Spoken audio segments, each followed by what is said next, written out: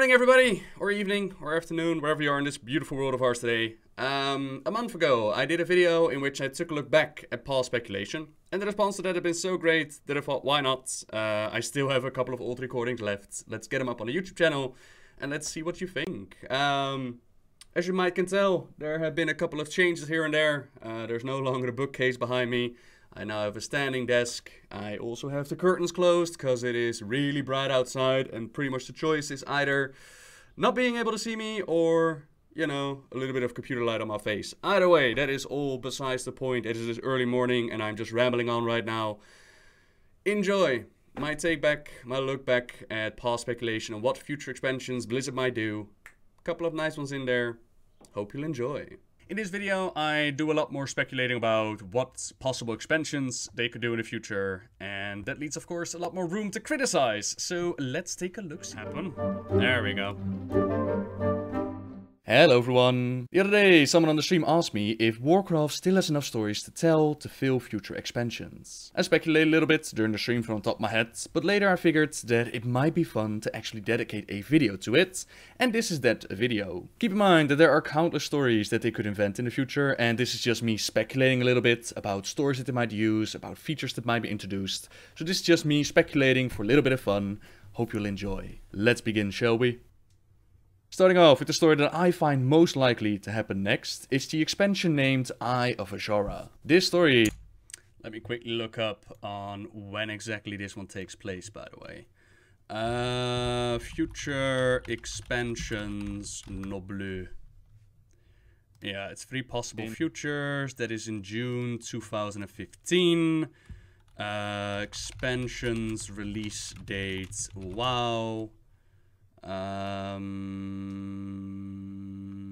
Expansions, so we're looking at June 2015. This is after Warlords of Draenor. Right, this is around the middle of Warlords of Draenor, since Legion wouldn't be released until August 2016, whereas Warlords was November 2014. So we're in between there. Right. Good to know. Let's carry on.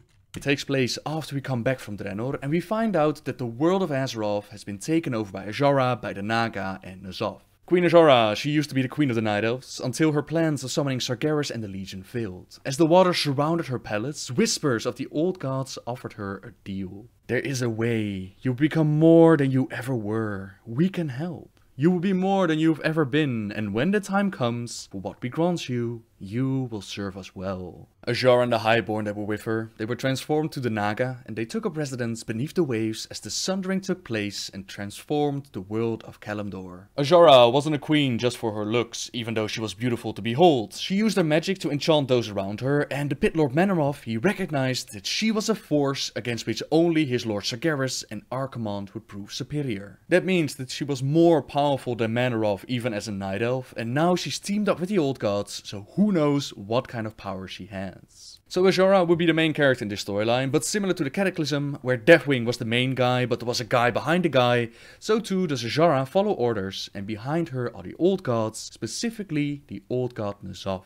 We've seen his influence before during the Cataclysm, as he was said to be the one signing Deathwing's paychecks, and those that question in Vajir, you've also seen a few of his minions. The novel Stormrage had the Emerald Dream turn into the Emerald Nightmare, and the old god N'Zoth was also behind this, and at the end of the book, Malfurion could sense that the evil behind it all was still in the ocean, but they would deal with it at another day. All these hints at N'Zoth being near the ocean, being beneath the waves of Azeroth, it has me believe that he's the one working close together with Azora and the Naga. This story would be a great opening to introduce the other half of Azeroth, which we've never seen before, and we know that this is a possibility thanks to Redshirt Guy at BlizzCon 2013. The southernmost points of the eastern kingdoms, Kalimdor and Pandaria, are all either jungle or desert, which almost suggests we're at the equator. So does that mean there's a whole southern hemisphere of Azeroth left to explore in the future?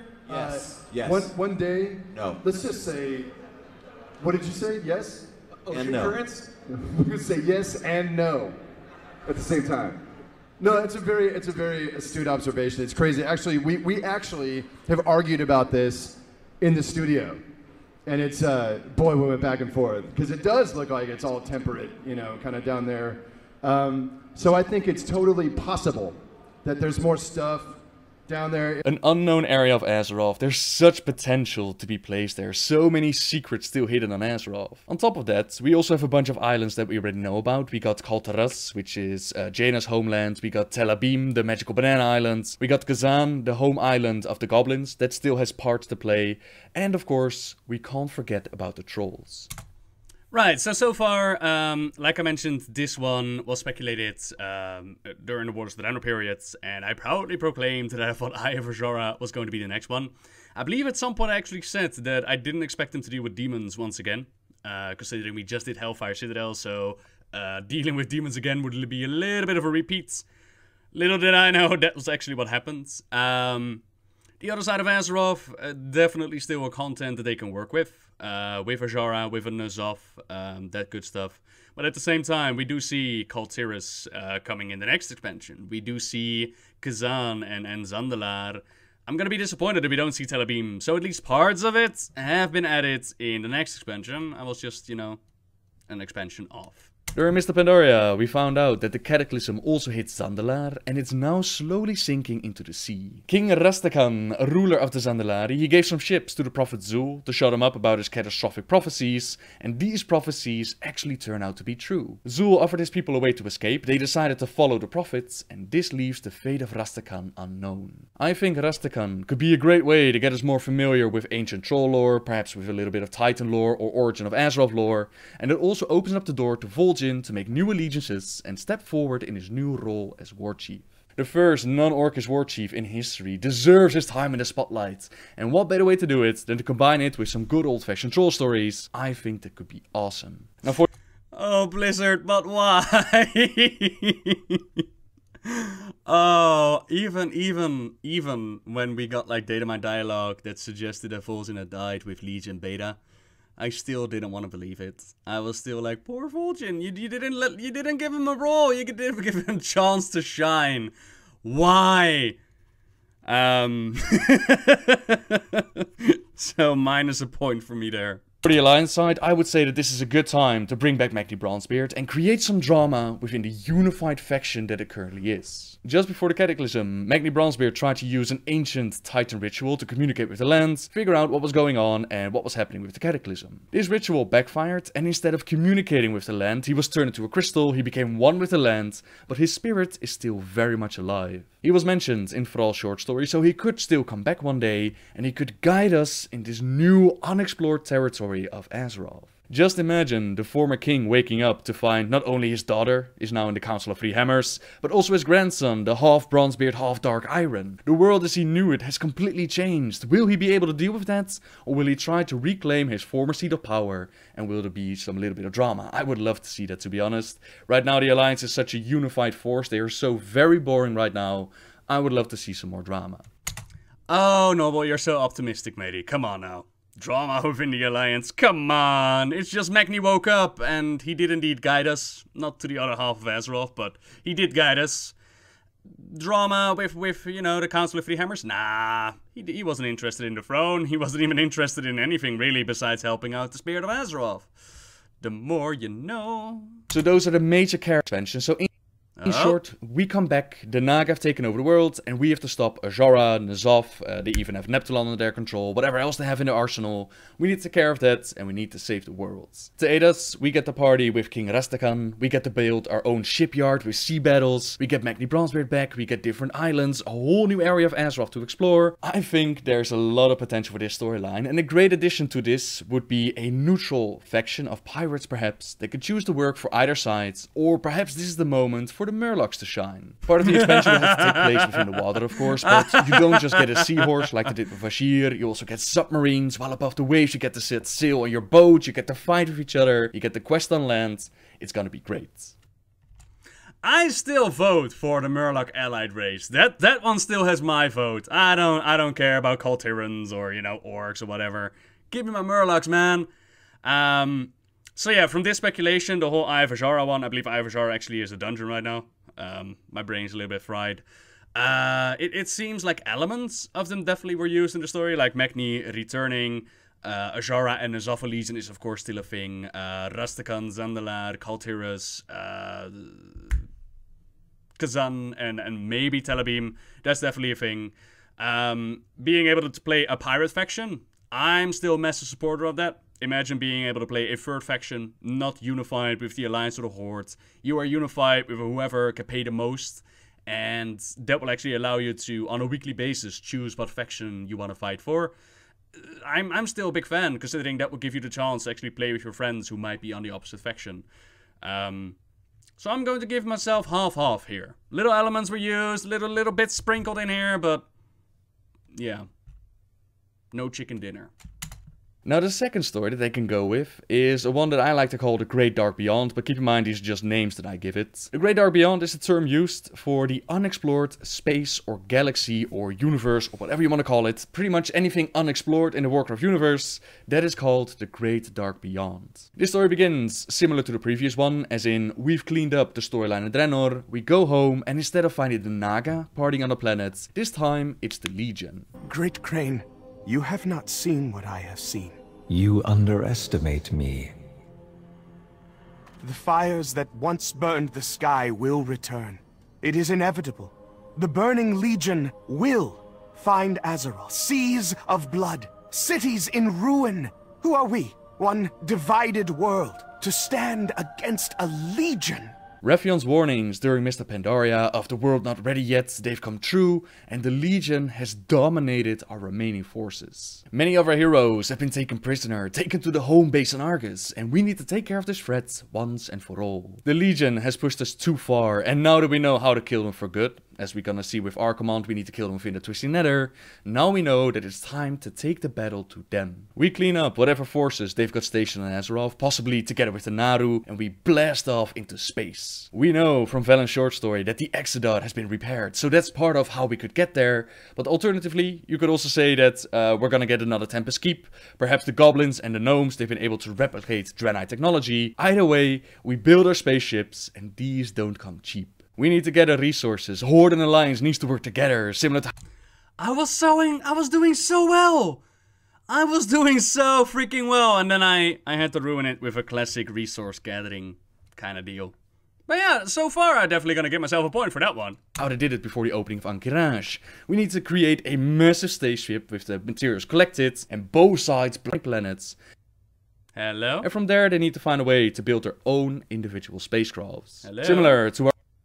And from there they need to find a way to build their own opening of Ankiraj. We need to create a massive spaceship with the materials collected, and both sides blast off to their own starting planets, and from there they need to find a way to build their own individual spacecrafts. Similar to our own ships at sea, this will allow us to have world PvP outer space while fighting with our ships. I'm talking about small, fast individual rockets if you want to travel really quick, to massive guild ships that have multiple stations to work together with. You can have people stationed on the guns and on the steering wheel, and you can fight with each other, you can steal resources. I think this would be so cool. Besides shooting each other, we'll also use these ships to visit new planets, of course, and this is where they can make the expansion shine with brand new cultures and designs, since there are millions of planets out there. We know of a few of them. We know of Zorov, for example, the homeworld of the Dread Steeds used by the Warlocks. You have Karesh, original homeworld of the Ethereals, which would be great to dive deeper into the origin story like they did with the Arakoa. And then there's of course Argus, homeworld of the Draenei,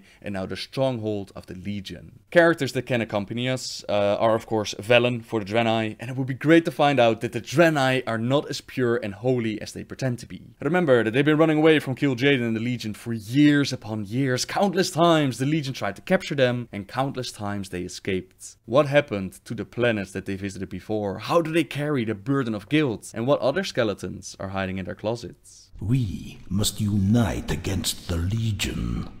Right, so for those who are confused, like, what am I talking about? Basically, the idea that I had in my head was not so much just going for Argus. In my mind, they could have opened up the entire Great Dark Beyond and add multiple planets to it. And yes, with the Draenei, they have landed on several different planets. What exactly happened to those planets? It's a little bit incorporated into Legion. Especially like Portal Keeper Hazabel comes to mind, where we get a little bit of background on what happens with different planets. But not exactly the way I envisioned it. Again, Sprinkled in there. Sprinkled in there. Next. Keep going. Besides Velen and Draenei, yours Raffion, who has a high stake in all of this. For some reason, it doesn't like it when I pause it and relay it. Hang on. Besides Velen and Draenei, you also have, of course, Raffion, who has a high stake in all of this. So he and Anduin will probably join the journey, while the Nadu and the Blood Elves, like Lady Liadrin, they could also be a great addition, and the Origin of Light could be further explored. Those are the people that come with us, and together we explore the Great Dark, we find out about new cultures, new storylines, new threats, we kick all kinds of butts until we reach Argus. There, a massive army of the Legion is waiting for us, but as we learned during Warlords of Draenor, you need to be in the twisting nether to really take care of the Legion. As luck would have it, Argus has a straight gateway into the twisting nether, and there a few characters are waiting for us to join this battle. Illidan Stormrage, for example, many have requested for him to come back, including myself, and Illidan had become so much of a demon that he could never truly be killed on Outland. His spirit returned to the Nether, where he, as a demon hunter, he's been fighting against the Legion, but he did not fight alone. Illyria and Turellian are also at his side, and Turellian, he's one of the greatest human paladins in history, and Illyria is the long-lost Windrunner sister, and they finally return to the story. They hold the secrets and the keys to defeating Kil'jaeden and the Legion, but the real enemy, the real bad guy behind all of this, he's far too strong. Sargeras, as we take out Kil'jaeden, he shows up, he steps up to the plates, but we are nowhere near ready to take him on. With all haste, we evacuate out of the twisting nether. Maybe Velen or Illidan, or hell, maybe even Fura will stay behind to buy us some time, and we get the hell out of there back to our own planet. Not all is lost though, we've bought ourselves some valuable time, we've conquered areas of the Great Dark, and the Legion has been severely weakened. Raffion will resume his duties as the Earth Warden, but for the moment the planet is safe. This could also be a great gateway into Warcraft 4, into the RTS, the whole battle shown in Valen's vision of the army of light against darkness, but that's maybe getting a bit too far ahead. Now the reason why I think this story is less likely to... Okay, before I go on explaining why this is less likely, while I just, you know, predicted pretty much 70% of Legion, if not more. It's interesting though, like looking back that Raffion did not get his role to play within the expansion. He was the one who foresaw the coming of the Legion during Mist Pandaria. He was the one hell-bent on trying to get Azeroth ready to defend itself, going as far as breaking Garrosh out of jail and kicking off Warlords of Draenor, only to never show up again. He was part of High Mountain Beta, and that was about it. Anduin did get his role, Liadrin, Danaru, Velen, Illidan, Kil'jaeden taken care of, Sargeras steps up. Not exactly a situation in which we were not ready to take him on quite yet. But who could have seen the Titans coming back, right? Who could have foreseen that one? And yeah, then we blast out of there, and of course Sargeras leaves us with a little present. But go on, Paz Noble, tell me why this expansion won't happen. Happened in Eye of Azora, it's mainly because we just dealt with the Legion on Draenor, and it would be a little bit of a repeat. It's not impossible though, they could definitely go with it. It's just, you know, we've just done a Legion fight. I think it would be a little bit boring, but who knows. And I was right! The Legion fatigue set in so quickly, I was right. Next.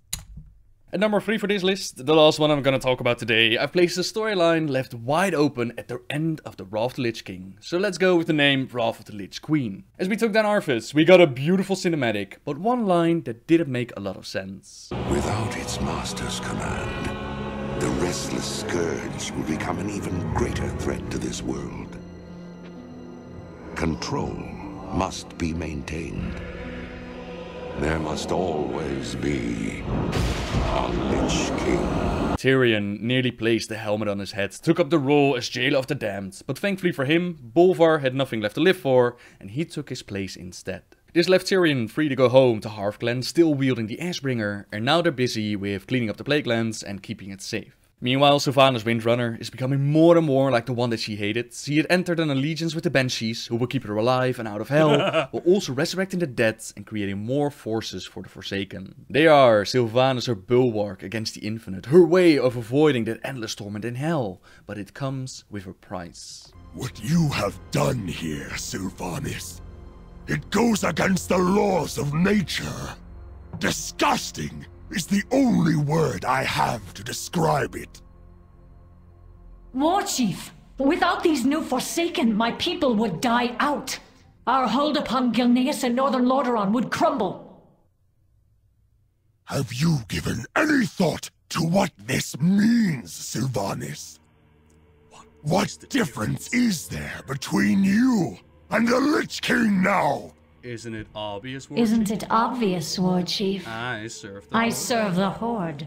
I find it hard to Shut your imagine mouth, how bitch. this storyline would go. On the one hand, we have Sylvanas, who's running around acting like the Lich King, with a lot of people promising to take care of her, but not actually doing anything. On the other hand, Sylvanas is a fan favorite, she's leader of the Forsaken, so how do we deal with her without pissing off a whole bunch of fans and removing another Horde leader out of power? I always had hoped that reuniting with her sisters could possibly bring back Sylvanas from the dark side, but that storyline was used in War Crimes, in which Verisa made plans for Sylvanas to murder Garrosh, they grew closer, Sylvanas started to feel again, but in the end, Verisa quickly backed out and betrayed her sister. This devastated Sylvanas, and it makes me believe that not even Illyria can bring her back, but who knows? Maybe the older sister will have a better effect on her, and will be able to push her away from the dark side and become a little bit lighter again. Now that's a way that they could push Sylvanas back to a lighter side, but perhaps her fate is already sealed when she agreed to the Valkyr's proposition. It's uncertain what exactly the Valkyr gets out of helping Sylvanas, besides liberating themselves from Bolvar's control. Perhaps all of this was just part of a much greater plan. Now imagine that Ner'zhul, he never left the helm of domination. Arthas, in his mind, he stabbed both Ner'zhul and his good side with Frostmourne, claiming that he wouldn't be controlled anymore,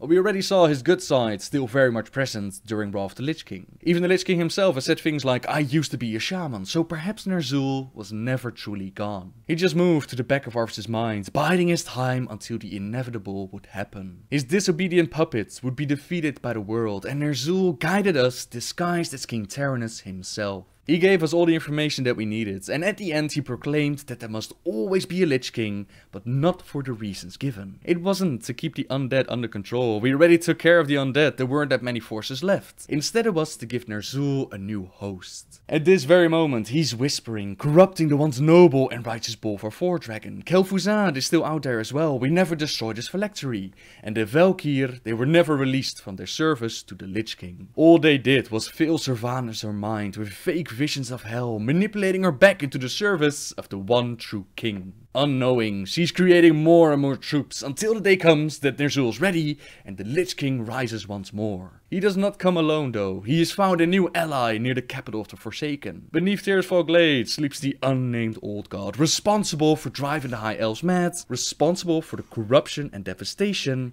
that has befallen that area. Okay, so that's a whole lot of speculation right there, and of course we do not know where Sylvanas' story is going to go. But I can already pinpoint a couple of things that seem to be wrong. Yes, Ner'zhul's essence appears to be still in the Helm of Domination, as we saw during the Death Knight Frost Artifact questline. But it doesn't necessarily seem like Ner'zhul's in control, right? It seems to be like Bolvar is a host, and that the Lich King is kind of like a separate entity at this point. But Chronicles Volume 3, which should be releasing end of the month, perhaps when you're seeing this video it's already released, that one should give more of an insight on what's going on with the Lich King. At this point in time, we of course did not have the artifact questlines quite yet. We did not know what was slumbering underneath Tirisfal Glades. And now we know that it was not an old god, it was actually a faceless one, a Kafrax, I believe they call it. So, yeah. Not an old god. That isn't to say that there can't be an old god corruption going on with Sylvanas. Let's not forget that she tossed herself from Icecrown. She landed on Serenite. Serenite being the blood of the old god Yogg-Saron. The entirety of Icecrown Citadel is pretty much built up out of Serenite. So there is definitely still potential for old god influences. Especially with Vol'jin listening to the spirits and appointing Sylvanas as the war chief. There is a lot more that they can do with her character. With an eye on Battle for Azeroth as well. I'm really hoping not to see a repeat of Garrosh. I'm hoping to see more manipulation. But of course, time will tell. We'll have to see how the expansion is going to go. But so far, the whole Wrath of the Lich Queen, as I explain it here, doesn't seem to be a thing. Yet. Now Ner'zhul has found new allies, allies that are more than willing to set him free in exchange for their own freedom and their own glorious power. Rise of the Lich Queen will set Sylvanas on a path of slavery. The sins of the past will catch up to her, but not to worry fans, you will get the chance to save your beloved queen and the Alliance will get their chance to reclaim old territories. Once all is said and done, the Forsaken will have to move, since the old gods sleeping beneath Tirisfal Glades, that's not an area you want to live in. They have to move to Icecrown, giving the Alliance the opportunity to retake their capital city of Lordran, they can retake Gilneas, and even Daan of Trollbane will return to Stromgarde. You could Ooh, well done, Pals Noble. 2 out of 3, baby. even take the storyline further and remove Sylvanas' control over the Blood Elves, but that might be taking a little bit too far again. Hang on. To retake their capital city of Lordran, they can retake Gilneas, and even Daan of Trollbane will return to Stromgarde. You could even take the storyline further and remove Sylvanas' control over the Blood Elves, but that might be taking a little bit too far again.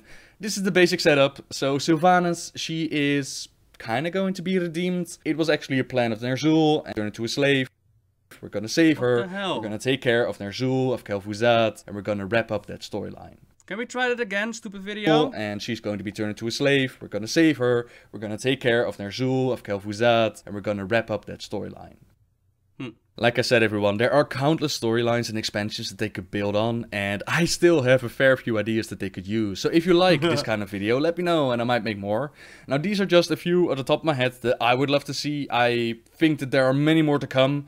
And let me know what you think. What would your perfect storyline, your perfect expansion be for in the future? Leave a comment down below, and who knows, we might make more videos like this. Anyways, I think I've been rambling and speculating for long enough. So thank you once again for watching, everyone. Subscribe if you like my videos. And until next time, guys. See ya!